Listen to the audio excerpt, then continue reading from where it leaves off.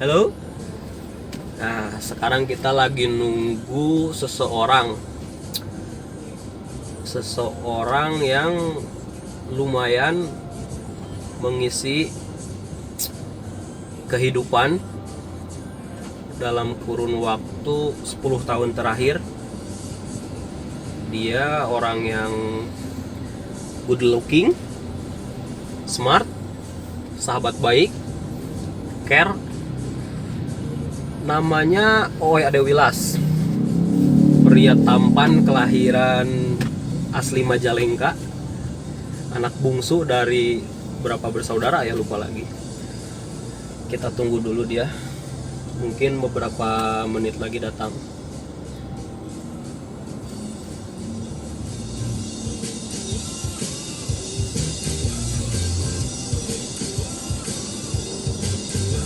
Kita janjian di tempat pertama kali kaki kita kita berdua menginjakan kaki di Jakarta, yaitu di sini. Sorry. Masjid Jami Tangkuban Perahu. Nanti kita cerita bareng ada sejarah apa di Masjid Tangkuban Perahu ini.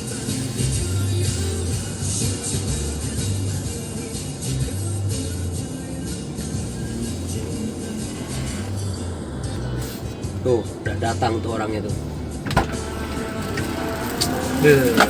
Bro. Sehat? Sehat. Mantap. Wah, nge-vlog nih. Iyalah, Vlog apaan, Rick? kan jarang-jarang kita hidup. Iya, bebas lah. Kita kan jarang banget ketemu. Terakhir ketemu aja di Sukabumi tahun 2019 tuh. Setahun ya? Iya, Februari 2019. Sekarang setahun kurang lebih lah. Mantap. Setahun setengah. Sorry, ambil nyemil ya. Ayolah, bebas. Nah, lu pulang kerja nih, Rick. Gimana? Ya, tadi udah dibuka tempat pertama kali ketemu di sini. Bukan pertama kali ketemu, pertama kali menginjakan kaki di Jakarta. Ya, Mantap. udah dibuka. Terus hari ini mau wawancara siapa, udah dibuka juga namanya siapa. Cuman sekarang lebih detailnya Ooi Adewilas itu siapa, sedang apa, terus ya itulah apa dan sedang apa. Thank you, Rick. Benar sih, Bapak. Emang ini tempat sejarah ya. Pertama kita kerja ke Jakarta, kita nggak tahu kerjaannya apaan. Terus apa namanya ya? Yang penting kerja kan dulu kan. Beradu nasib gitu. Beradu nasib. Ya siapa tahu ada rezeki di sini gitu kan. Jujur sih dulu itu di Sukabumi itu pernah lamar di perusahaan-perusahaan yang bonafit lah kalau di sana itu ya. Perusahaan-perusahaan swasta kelas A di Sukabumi lah ya. Karena kan Sukabumi itu sebenarnya punya kawasan industri yang besar sih sebenarnya gitu kan. Cuman nyatanya nggak ada yang menerima kita gitu kan. Kita udah itu alasan nolak itu apa gitu, apakah basic sekolah atau karena gue jelek kali ya. Kita tuh pernah bawa lamaran ke suatu perusahaan minuman. Kita udah minumannya sering gue beli tuh. Nah iya. Kita udah sampai di sana, bawa map. Kita mau kasih, malah disuruh lewat kantor pos. Gimana ya? Itu ngelamar kerja apa dikerjain ya? Nggak masuk akal gitu.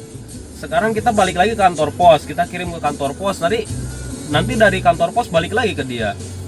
Tapi udahlah, itu jadiin pengalaman nggak pahit sih, cuman cukup menjengkelkan aja.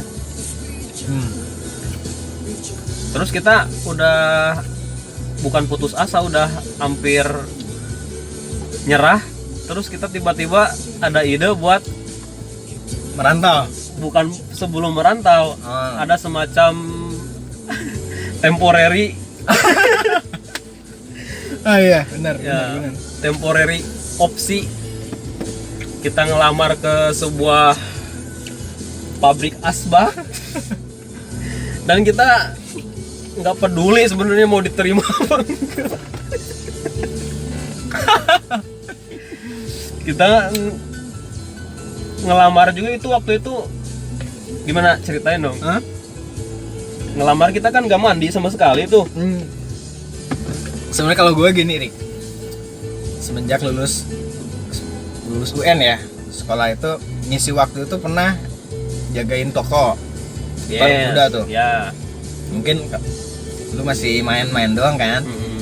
Pernah kerja tuh di toko apa tuh, sepatu, tas gitulah. Mm-mm. Aksesoris lah ya. Ada kali 3 sampai 6 bulan lah, sampai lebaran waktu itu. Kan lumayan tuh buat beli baju gitu kan. Enggak 6 bulan lah, 2 bulan paling. Iya, sampai lebaran dah pokoknya. Lumayan tuh dapat buat beli baju gitu kan. Nah, setelah pasti kan kadang kita tuh kalau apa namanya ya, kalau di pasar itu pasti kan ada tuh teman-teman sekolah, lu kerja di sini gitu kan. Jadi ya dibilang minder ya minder gitu. Itu sebelum kita ke asbak ya. Minder gitu kan. Oh enggak gitu. Ntar bulan depan gue ke Jakarta. Padahal itu cuma ucapan doang gitu. Kadang ada yang nanya, oh lu kerja di sini katanya. Yes. Ya dibilang kerja, iya kerja gitu kan. Apalagi lumayan gitu apalagi kan. Anda itu siswa yang cukup berprestasi ya. Oh iya bener. Dan gengsi Anda itu cukup tinggi. Gini-gini jurusan otomotif terbaik nih. Nah orang kan pada nanya, lu kerja di sini gitu kan. Ngomong-ngomong terbaik, saya hello dulu buat sahabat kita Iqbal Subali. Dia terbalik. Terbaik listrik pertama, ya? terbaik listrik ya. Oke. Gue terbaik otomotif, lumayan lah, ada terbaiknya gitu meskipun ya begitulah. Oke, lanjut. Tadi kan banyak yang nanya gitu kan, kok lu kerjanya di toko sih lulusan otomotif SMK gitu kan. Cuman kalau gue sih mikirnya gini, Rik, ya lu daripada lu belum kerja gitu kan, ya lu mendingan lu ada aktivitas yang lumayan buat makan, buat aktivitas, buat apa namanya ya, mengisi buat kekosongan, terus buat apa namanya, cari pengalaman juga kan gitu. Terus dapat duit dapat duit juga kan lumayan gitu kan, halal kok gitu kan. Cuman memang ada rasa-rasa gengsi, pikir-pikir iya juga ya, gue sekolah jauh-jauh loh. Gue sebenarnya lahir kan di Majalengka. Yes. Lahir di Majalengka, terus dari bayi itu sampai SD itu di Bandung, SD itu di Majalengka sampai SMP. Nah SMK itu ke Sukabumi. Kayaknya lulus dari jauh-jauh lu sekolah, dalam arti itu ngomong kan, jauh sekolah dari Bandung, dari Majalengka ke Sukabumi cuma jadi pelayan toko gitu kan. Yes. Ya, tapi udahlah gitu kan.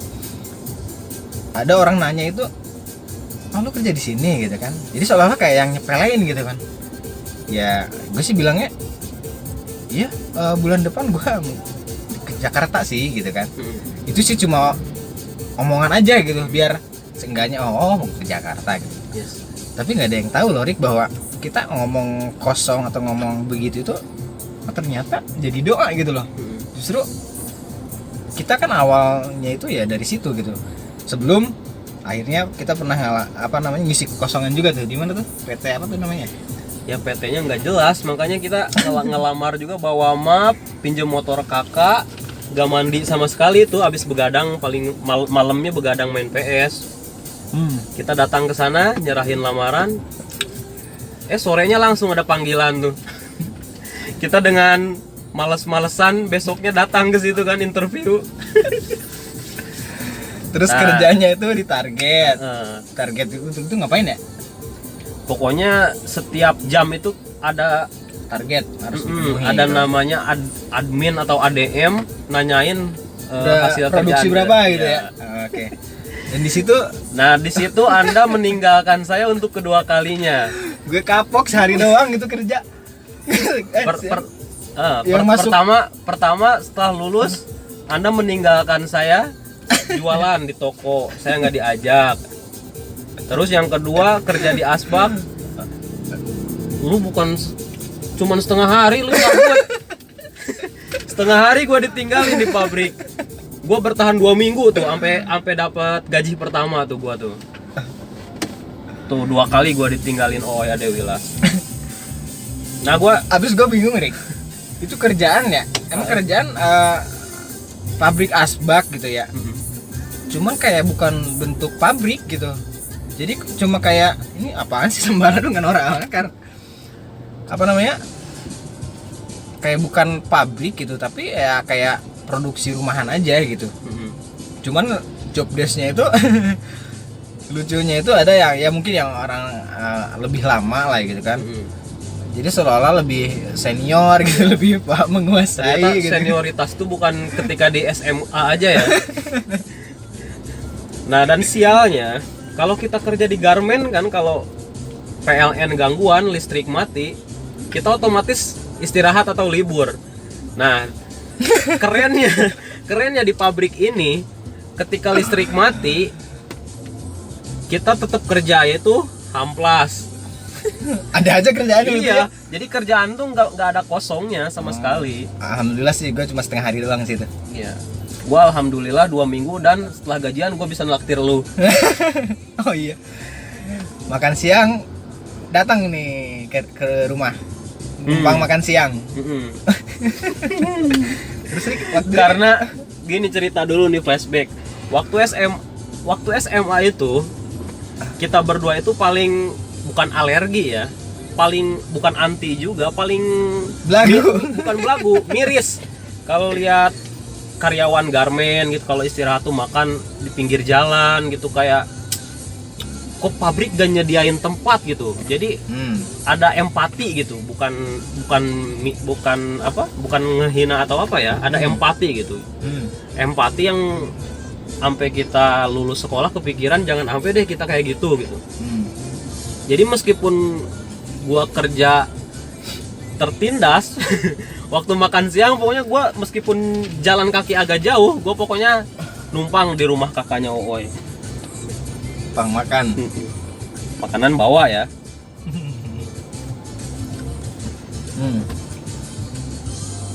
Nah, setelah Berapa lama tuh, Rick? Ya setelah pokoknya selama 2 minggu itu lu kan cuma tiduran doang tuh. Nah, ada sahabat baik kita dan keluarga, ya semoga selalu dilindungi, semoga dilindungi Allah Subhanahu wa taala, keluarga Iqbal, Bapak Baharudin. Ya, karena Iqbal duluan kerja daripada kita. Kerja di Jakarta. Ya. Dan kebetulan orang tuanya relasinya banyak banget. Dan kebetulan waktu SMA tuh gua sama Iqbal tuh deket banget sampai dari kelas 1 sampai kelas 3 tuh kita duduk selalu berdua, selalu bareng-bareng. Emang sekelas kan? Sekelas. Iqbal tuh pernah bilang tuh kalimat Iqbal tuh sampai sekarang gak bakalan gua lupa. Dia tuh pernah bilang, "Rick, jangan pernah ganti nomor HP. Nanti kalau gua kerja duluan, lu gua ajak." Gitulah statement Iqbal yang bakalan gue inget terus. Dan lu ngerasain kan gimana perjuangan. Ternyata yang berjuang tuh bukan kita berdua. Bapaknya Iqbal tuh benar-benar berkorban, supportnya tuh full. Ya semoga Iqbal dan keluarga selalu diberi kesehatan. Amin. Nah, lanjut ke cerita selanjutnya. Setelah lamaran kita dititip ke Iqbal nih, ya kan, sama Iqbal dibawa ke tempat kerja Iqbal. Nah dari situ gimana tuh? Pertama kali ke Jakarta tes, ada panggilan buat psikotes sama wawancara. Kalau nggak salah tuh hari Senin ya? Panggilannya itu hari Senin, ya nggak sih? Panggilannya Senin. Atau berangkatnya Jumat, ya nggak sih? Enggak. Kita berangkatnya enggak. Pokoknya berangkatnya itu kan minat dulu di rumah Iqbal tuh. Minggu. Senin berangkat. Senin pagi berangkat, dan dulu itu 2012 itu belum ada komuter lain, masih ekonomi ya. Dan itu masih di gerbong-gerbong. Gue kaget gitu. Pertama kali naik kereta, gue pikir kan naik kereta seru gitu kan, Dik. Kereta kali nyaman gitu kan, kayak di TV-TV gitu kan. Naik kereta nyaman gitu. Ternyata pas masuk, blak, udah gini aja, udah gini nggak bisa ngapa-ngapain gitu. Selama Ada orang keluar kesenggol kiri, kesenggol kanan gitu kan. selama 1,5 jam Bogor Manggarai. Ya iya. Jadi hari Senin kita nyampe Jakarta. Terus kita langsung wawancara interview dengan HRD PT tersebut, PT Iqbal Bekerja. Kita bener-bener blank otak kita tuh, mau kerjanya itu apaan sih gitu. Soalnya ketika kita sekolah, yang ada di benak kita itu kerja lulusan STM tuh pasti di lapangan. Nah sekarang kita masuk ke dunia yang menggunakan air conditioner, menggunakan AC, duduk di depan layar. Nah, kita bener-bener awam gitu, mau kerja apa gitu. Nah besoknya baru kita psikotes, ceritain pas psikotes. Oke, psikotes itu kita di Cikini ya. Gedung Cikini. Arfa, gua masih ingat tuh. Cikini Gedung Arfa, Lantai berapa tuh?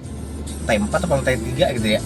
Lupa dah. Pokoknya pertama kali naik lift juga itu. Pokoknya waktu itu pun masih support dari bapaknya Iqbal tuh. Iya. Dianterin naik bajai. Iya, Bertiga ya? Iya, tidur di mesnya Bapak Iqbal, sarapan disiapin, naik bajai diorderin, bahkan dia yang bayarin bajainya. Betul. Keren lah pokoknya keluarga Iqbal Subali. Nah, terus kita selesai tes tuh. Kita kan langsung mau balik ke Sukabumi ya? Ya. Namanya juga bingung ya. Dari situ tuh nyari ke arah terminal gitu. Apa yang terminal? Selesai dekat tes gitu gimana? kan. Pesimis kan? Emang sih tes itu ribet banget gitu ya. Karena pas interview itu cuma Tes dari jam berapa? Jam 9 sampai jam 2 siang. karena waktu interview itu cuma ya pekerjaannya nanti ya bisa diajari sama seniornya bertanya aja, belajar gitu kan. Jadi kan seolah-olah kerjaannya mungkin ya mudah kali ya, maksudnya bisa diajarin, ngikutin. Tapi dipikir-pikir, masa ya sih kerja diajarin gitu kan? Kan bukan belajar, bukan sekolah gitu kan. Nah cuman kan pas kita selesai tes yang rumit mungkin itu, tapi sih gue sih udah punya pengalaman tes dulu, Rik. Ya kan Lu sama, cuman lu enggak. lulus, gua enggak. Bukan Psikotes. psikotes yang dulu kan pernah mau ke Pama, lu Oh iya, Kalimantan iya. itu. Iya. Udah hampir final tuh dulu, cuman ya belum rezeki. Nah maksudnya pengalaman psikotes itu ya hampir sama sih. Psikotes itu kan lebih ke menggali karakter kita gitu kan, Iya. wawasan kita, kemampuan kita ya, selebihnya itulah gitu kan. Selesai dari psikotes terus kita gimana caranya pulang ke Sukabumi, dan dulu kan belum ada, masih gaptek ya, nggak tahu gitu mau ke Sukabumi itu naik apa kemana nggak tahu gitu kan. Akhirnya ke terminal, ya nggak sih, ke terminal ya. Pertama tuh ke Senen. Dari situ tuh kita bingung mau kemana kan. Iya, ini ke Senen dulu. Nanya naik Metro Mini. Naik Metro Mini ke Senen, dari Senen ke Pulau Gadung. Naik ojek. Iya. Ojek ke Blok M. Ke Cempaka Putih. Tapi akhirnya nemu bis juga kan ya? Iya, dianterin pakai ojek dari Blok M apa dari mana? Naik ojek berdua. Ya. Baru Udah. nemu bis Sukabumi. Bis kita udah pulang lah kita ke Sukabumi gitu kan. Sampai akhirnya ada panggilan suruh masuk ya. Iya. Kita pulang hari Selasa, Kamisnya ada panggilan, Senin langsung suruh kerja. Suruh kerja. Kita berangkat Jumat. Nah, kos-kosan juga udah dicariin tuh sama bapaknya Iqbal, udah dapet. Karena memang banyak yang kerja di situ itu kan kosnya rata-rata di situ kan. Tempat Bumi sih sampai sekarang. Erik sih sebenarnya salah satu yang setia sih sama kosan itu. Ya karena Umi. karena nggak ada tempat ternyaman, itu udah kayak orang tua sendiri sih. Ya, baik banget sih Umi itu. Iya, kalau punya apa-apa itu. Apalagi sama gue ya, Erik ya. Iya. Ya Umi kan menaruh hati. Enggak lah. Nah, Terus itu apa lagi, Rik? kalau kita nyeritain nostalgia dari awal mungkin ya Panjang ya panjang ya. ceritanya. Mungkin kita skip setelah kita di Jakarta, ya seperti kebiasaan lamanya, setelah 2 kali gua ditinggalin pas kerja di PT itu, gua ditinggalin juga sama OO itu tahun 2013 pertengahan lah, antara akhir Hah? 13 akhir. Yes, 2013 akhir OO mutusin resign dari tempat kerja itu. Kenapa lu nanya pasti kenapa lu resign gitu kan? Mm-mm. Resign mendadakan, gue tinggalin. Gua nggak itu sih, lu kan pengen resign kan bukan sehari 2 hari itu kan, sebulan 3 bulan sebelumnya juga udah pengen cabut dari tempat kerja itu. Iya. Ya, itu sih pilihan ya. Ya, gue sih mikirnya gini, Rick. Gue yakin bahwa ya rezeki kita itu nggak terpaku di situ aja gitu. Kalau memang kita punya keinginan yang lebih, yang terukur gitu kan, yang terukur, yang dimaksud terukur itu kan, ya kita juga mawas diri bahwa kita pun belum punya ilmu yang memadai gitu, belum punya skill yang memadai. Waduh, ketemu Darli. Ngobet. Tapi kesep tuh.